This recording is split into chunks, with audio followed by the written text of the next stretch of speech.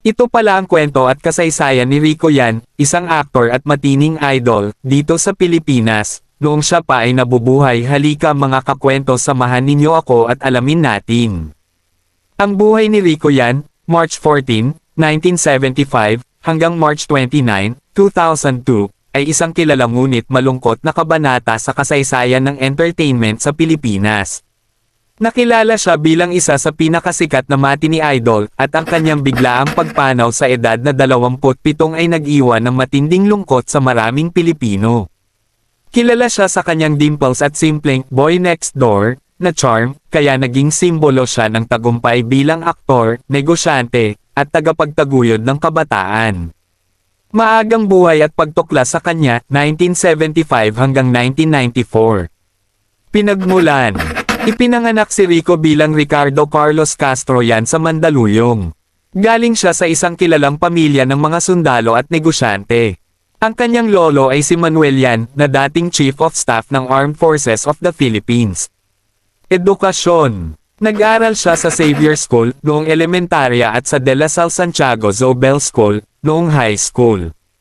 Pagkatapos nito, nagtapos siya ng Marketing Management sa De La Salle University noong 1997. Pagtuklas sa kanya, habang nasa senior year siya sa DLSU, napansin siya ng isang talent scout habang nakapila sa isang fast food restaurant.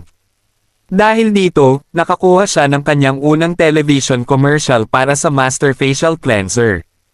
Ang kanyang linyang, Sekreto ng Mga Gwapo, ay naging dahilan kung bakit tinawag siyang crush ng bayan. Panahon ng kasikatan bilang matinee idol, 1995 hanggang 2002. Pag-angat sa kasikatan. Noong 1995, naging isa siya sa mga unang miyembro ng Star Magic, dating Star Circle Batch 1.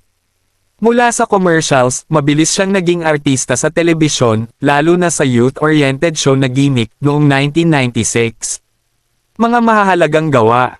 Telebisyon. Lalo siyang sumikat sa hit na teleserye na Mula sa Puso, noong 1997, kung saan ginampanan niya ang papel ni Gabriel Maglayon kasama si Claudine Barreto. Pelikula. Umabot sa rurok ang kanyang karera sa mga matagumpay na pelikula tulad ng Dahil Mahal na Mahal Kita, noong 1998, at ang kanyang huling pelikula na Got to Believe noong 2002, na naging malaking box office hit ilang linggo bago siya pumanaw. Advokasya at negosyo. Bukod sa pag-arte, naging unang youth spokesperson siya ng Department of Education, DepEd. Nagtatag din siya ng ilang negosyo, kabilang ang Pearl Shake brand na Orbits at ang restaurant na Tequila Joe's. Malungkot na pagpanaw at pamana.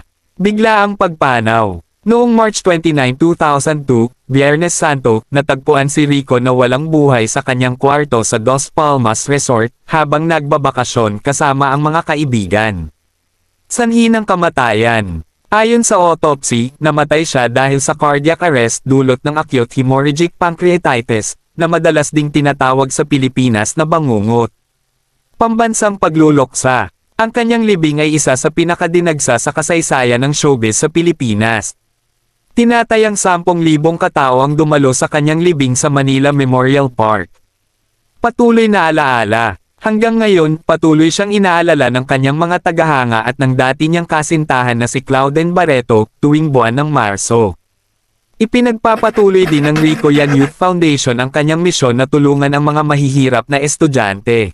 Nagustuhan nyo ba ang ating video mga kakwento? Bigyan mo naman ako ng isang like dyan at e-comment mo na rin dyan sa baba kung saan lugar ka para alam ko kung saan nakarating ang ating video. Salamat!